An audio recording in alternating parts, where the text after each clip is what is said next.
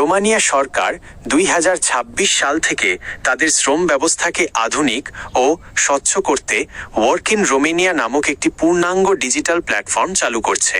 এটি মূলত বিদেশি কর্মী নিয়োগের পুরো প্রক্রিয়াটিকে ডিজিটালাইজ করার একটি উদ্যোগ। নিচে এই নতুন শ্রম আইন এবং ডিজিটাল প্ল্যাটফর্মের বিস্তারিত তথ্য দেওয়া হলো। Work in Romania digital platform workinromania.gov.ro এর লিঙ্ক।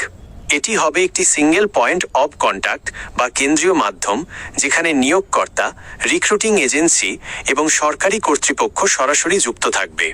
সম্পূর্ণ ডিজিটালাইজেশন বিদেশি কর্মীদের নিয়োগের আবেদন থেকে শুরু করে ওয়ার্ক পারমিট ইস্যু করা পর্যন্ত সবকিছু এই প্ল্যাটফর্মের মাধ্যমে হবে। স্বচ্ছতা, এই প্ল্যাটফর্মের মাধ্যমে কর্মীরা তাদের চুক্তির শর্তাবলী এবং নিয়োগের অবস্থা সরাসরি দেখতে পাবেন, যা প্রতারণা কমাতে সাহায্য করবে।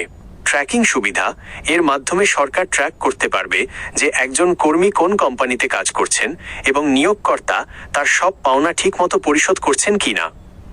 2. নতুন শ্রম আইন ও কড়াকড়ি 2026 সালের 1 জানুয়ারি থেকে নতুন শ্রম আইন কার্যকর হওয়ার কথা রয়েছে, যার মূল লক্ষ্য হল বিদেশি কর্মীদের শোষণমুক্ত রাখা এবং দক্ষ জনবল নিশ্চিত করা। ভাষা দক্ষতা, নতুন আইনে উল্লেখ করা হয়েছে যে বিদেশি কর্মীদের রোমানিয়ান অথবা ইংরেজি ভাষার প্রাথমিক জ্ঞান থাকতে হবে।